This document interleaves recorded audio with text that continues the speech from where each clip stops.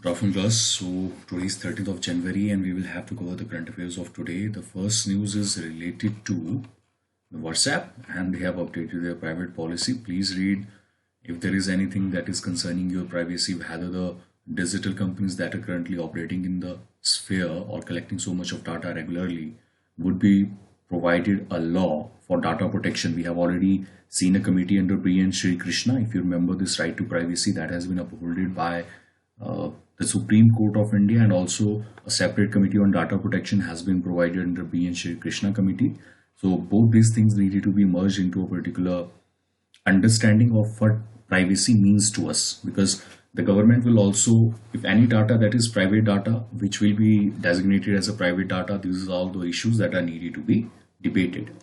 Now, that is it for in this particular WhatsApp story. I hope you have heard this controversy.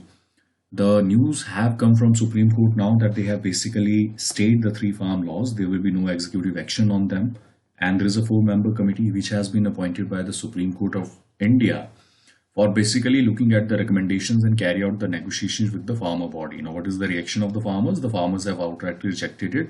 They have said that what we want was the complete withdrawal of three laws that the central government have implemented. However, the Supreme Court will always look for a compromise. This is the opinion of the farmers. On the other hand, there are individual opinions also that are associated with this.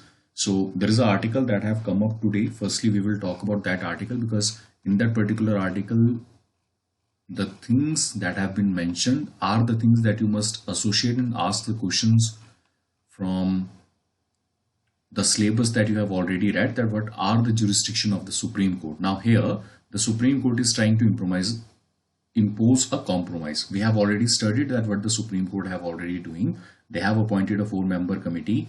Some of the members have already provided a type of a sanction in their interviews by their words that they are in the favor of the reforms that the government is currently introducing, and therefore the farmers body does not believe it. So first thing that could have been done is a neutral body, or the members that are needed to be provided in the Supreme Court mandated appointment committee should be provided by the farm unions. So farm unions were allowed to basically give certain members to the committee who will lead the discussion. That could have been a type of a deliberative exercise, but now it is a mandated exercise by Supreme Court. So that's why it is called as an imposition by the Supreme Court.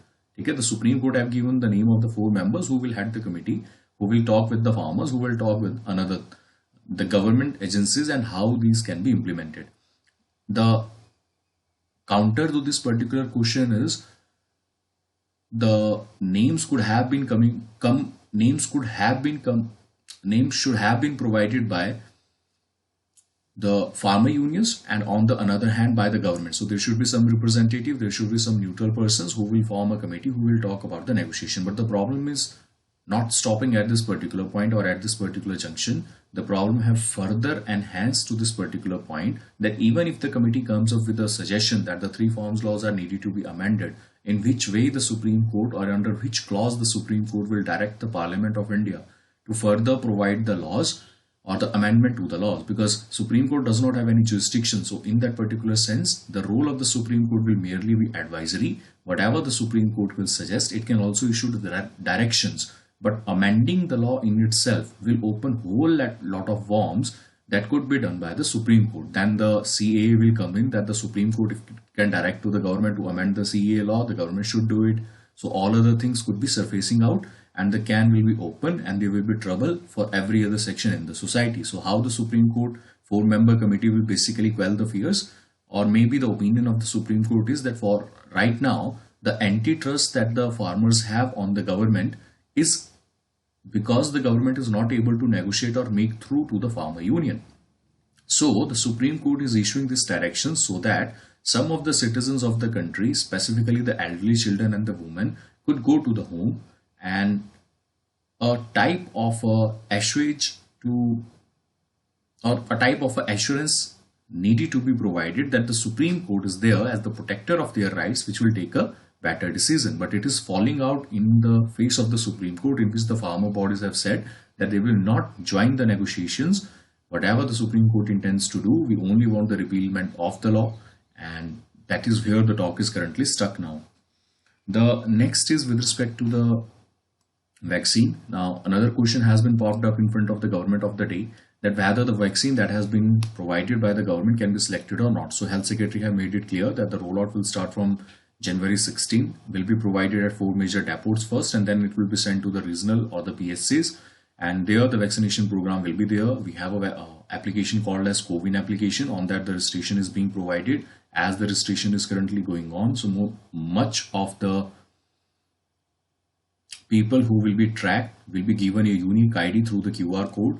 Then they will be monitored with the number of phone numbers, address, and all other things for the next 14 days. However, in the duration of the 14 days, they will have to take uh, all the compulsory measures that are provided in the under the Disaster Management Act or the NDMA Act for the containment of the virus to themselves and also to the other person. So these are some of the things that were there. Now, the question that has created trouble is whether we can choose the vaccine we want to administer ourselves to. So Health Secretary has made it clear that there is no such choice. However, the large amount of vaccine will be provided by the Covishield, that is the Serum Institute of India, 110 lakh, and 55 lakh will be provided by the Covaxin. So 110 lakh is approximately 1.10 crore vaccine in the initial phase.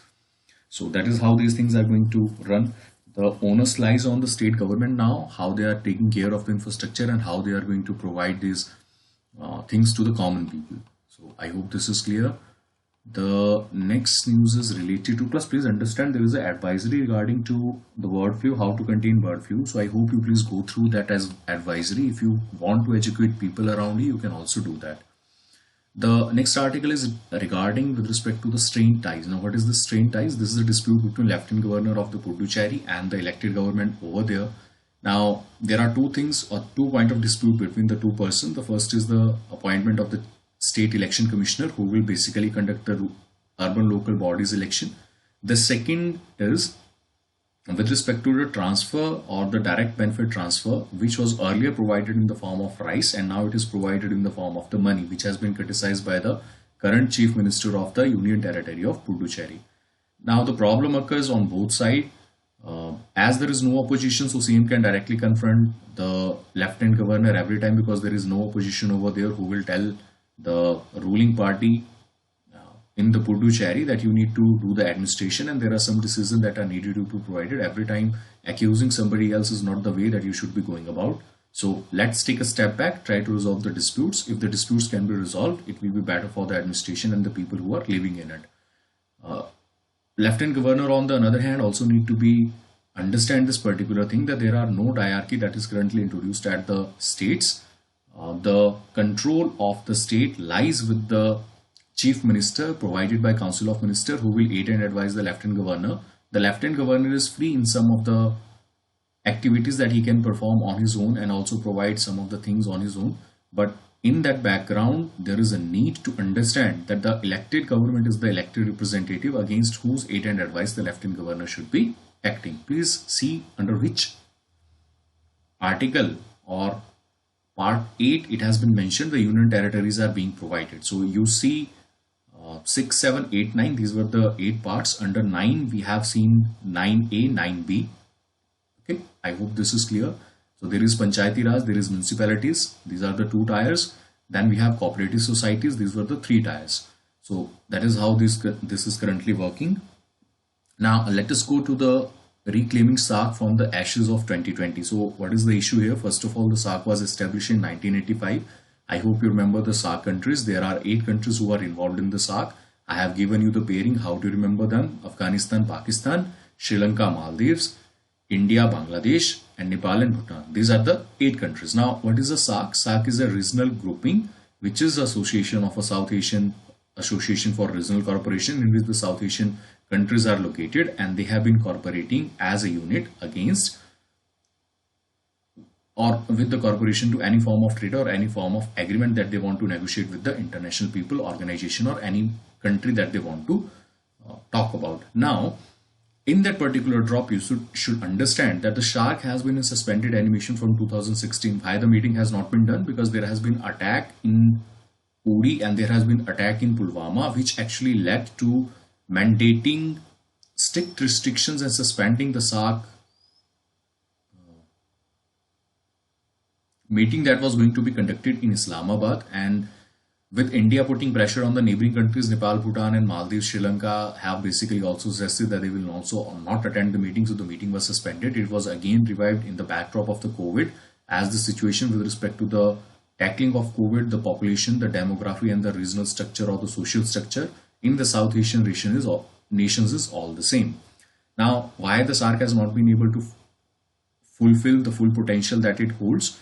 The basic reason has been the conflict between India and Pakistan, which have basically fragmented the group into the regional issues, and only the regional issues between the two countries are discussed, and all the important issues with respect to the trade and other are not discussed.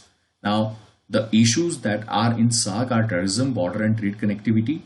Another issue is Mr. Suhasini Haider is saying, she the breadth and thinking of this particular author. She is saying that although India is dissuading other countries and also not negotiating or not engaging with Pakistan in the SARC nations, but it is engaging Pakistan in the Shanghai Cooperation Organization. So it does not make any sense if you are engaging with the same country at some other platform, why you are not able to revive the SARC organization that is there.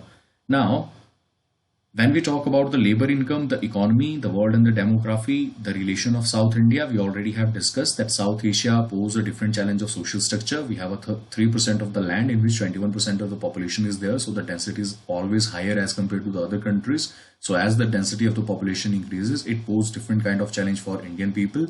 In the time of the COVID also, the labor income has been depreciating. They have depreciated by 22% and 10.77 lakh, sorry, 1.7 crore jobs has been lost in South Asian region only.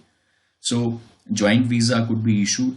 This is not a part that has never been negotiated between the countries. India and Pakistan may not be able to issue the joint visas because there are certain things, but then Bhutan, Nepal and India can provide a type of a joint visa for tourism purposes. If you come to India, you can provide, or the Nepal can provide that if you come to India, you can directly take a bus to Nepal or you can directly take a bus to Bhutan. They do not have to flight from India to Nepal or Bhutan. That is what India can arrange for. That if you can get the visa of India, India will ensure the protection of that particular person. If he is because we will have also to check whether the person belong to a terrorist outfit or not. So if we have provided a visa to a certain person who have come up to India, we can also, or the Nepal can also extend the visa benefits, that all the persons who will be coming to India, if they enjoy visa benefits, they can also travel to Bhutan and Nepal. That is how these things, she says, should be negotiated.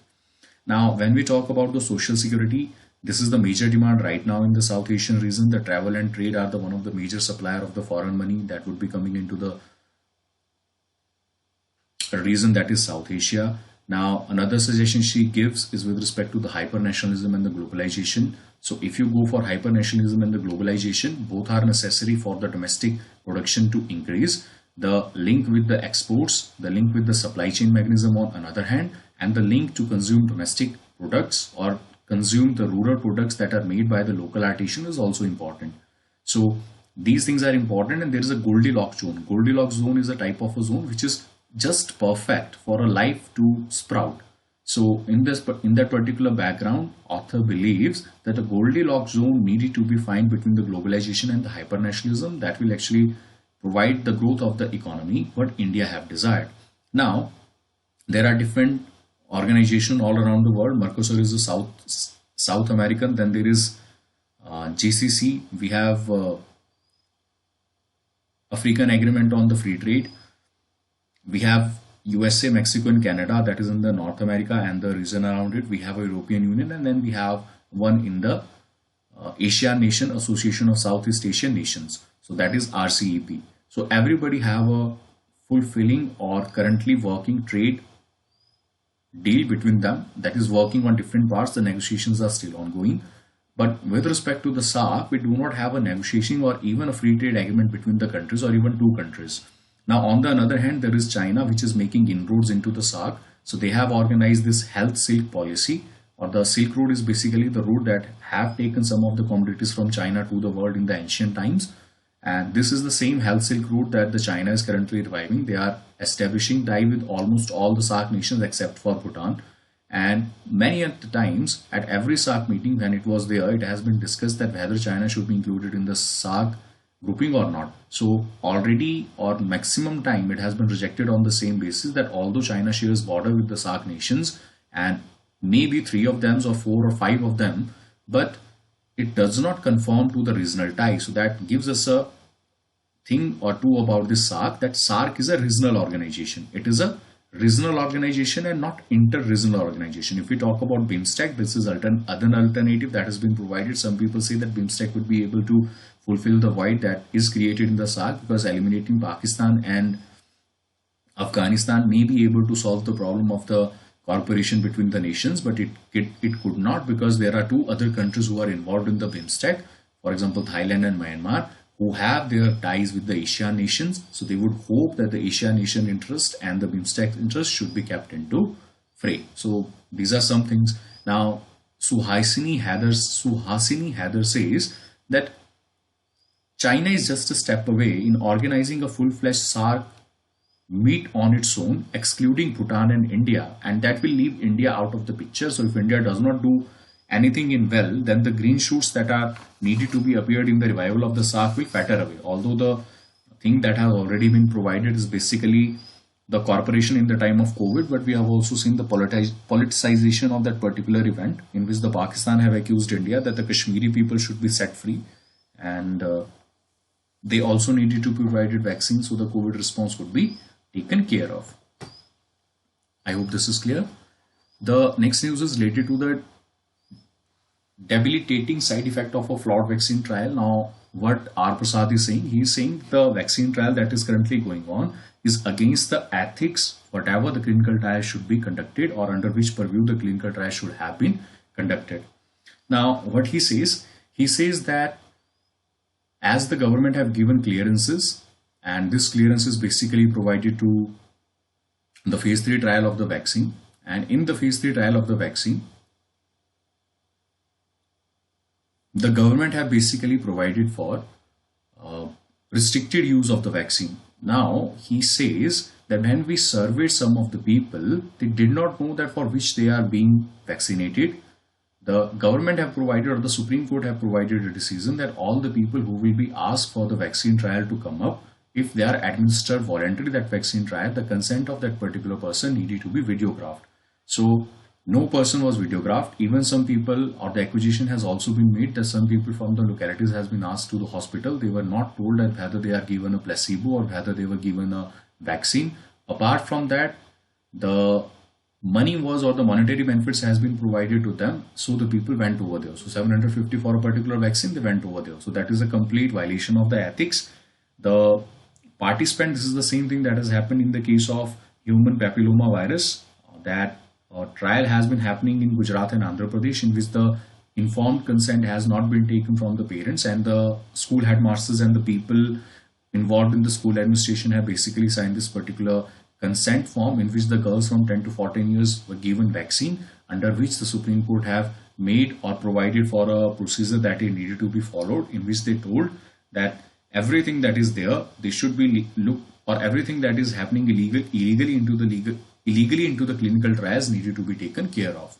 So that is what they have said, and there is a need, because ICMR have given a sanction and ICMR have provided for a government mandated type of a vaccine trial. So therefore there is a need of a parliamentary panel who can look into what are the violations that are being committed from the point of view of ethics and how they should be upholded. So I hope this is clear. Further moving on, in ancient Al-Ula forging a new future. Now what is the dispute here? I hope you remember that the issue with respect to ties of Qatar and Saudi Arabia has been long done.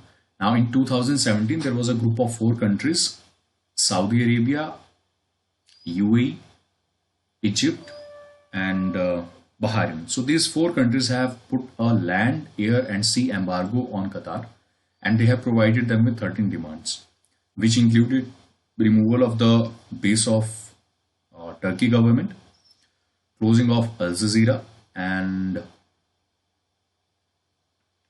severing ties with Iran. These were some of the basic demands which Qatar did not budge to, because they were provided an alternative in the form of Turkey, Iran and Kuwait, and there has also been provided different form of because their economy is strong, so not much effect has been actually currently on them.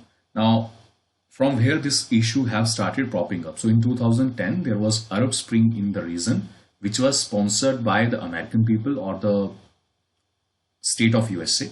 Actually, not sponsored, but supported by the United States of America, which actually led to the demand for two things. The first one was the brotherhood with democracy, which threatens Saudi Arabia and UAE because they are monarchy.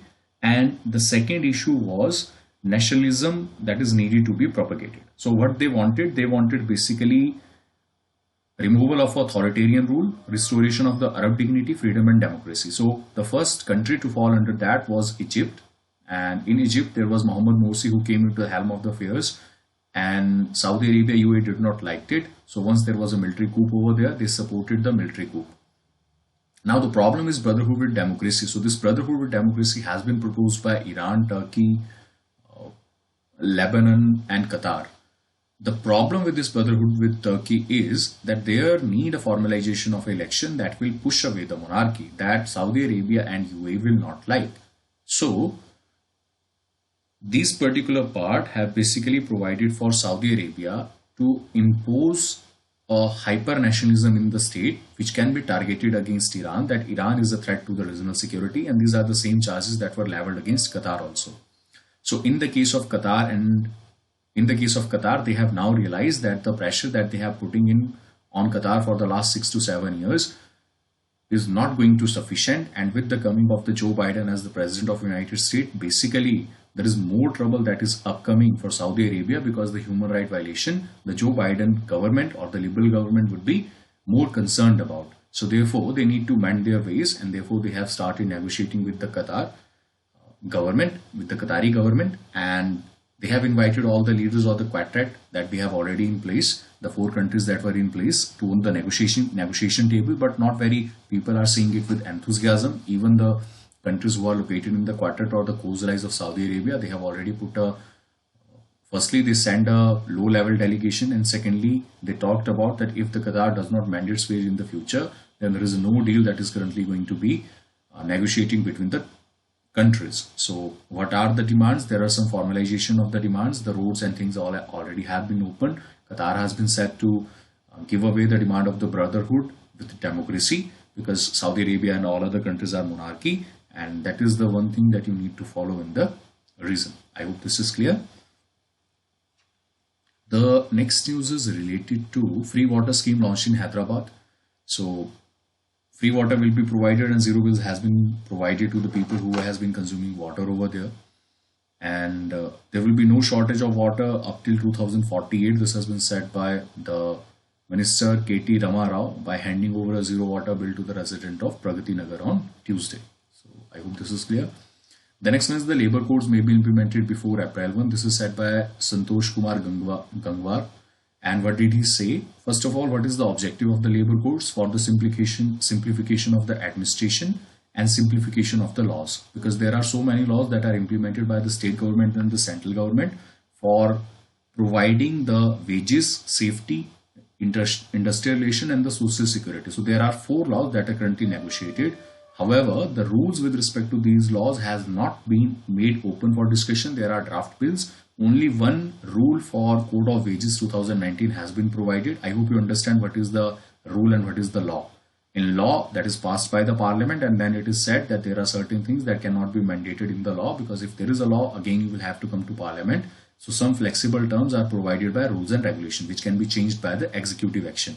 So some part is in the hand of the legislators and some part is in the hand of the executioners. So executives can also issue certain rules and regulation, according to which they can basically provide instruction and what things to follow and what things to not follow. So I hope this is clear. The next one is the United Nations Security Council. I hope the major objectives you understand already. 3 major agenda that India is trying to push: the universal definition of terrorism and no distinction between good and bad terrorism. The second issue is the reform within the United Nations Security Council, that because they have been saying, there is a group of 4 which has been saying that the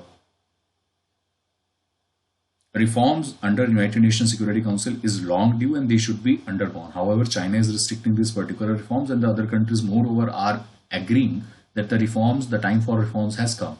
The third agenda is reform multilateralism. So they are talking about multilateralism to go on, but not about the multilateralism that was earlier. So they want a reformed multilateralism in that particular sense. So I hope this is clear.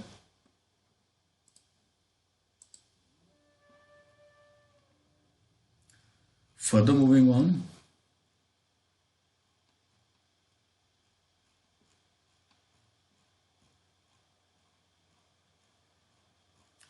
The next issue is ahead of Gawali visit. Nepal India differ on conducting border talks. So this is Pradeep Kumar Gawali. India have said that this is only a talk with respect to the border situation, with respect to the participation cooperation on vaccine, the economic, the trade, and the strategic issues that India and Nepal are concerned about. But they have said that the border issues will not be discussed in this. However, Nepali government have argued that if the border discussions are the keystone for any type of further agreement or any type of further negotiations or talk or cooperation that can be undertaken between the two countries. So how this will happen, we will have to see this particular thing. You can read this particular issue. I hope you remember Kalipani, Limpidara and the three reasons that are over there. Okay, so you should remember all the three territories. The next one is the inflation slows to 4.59% as food prices is. So now for some relief to the common people, the inflation have slowed down and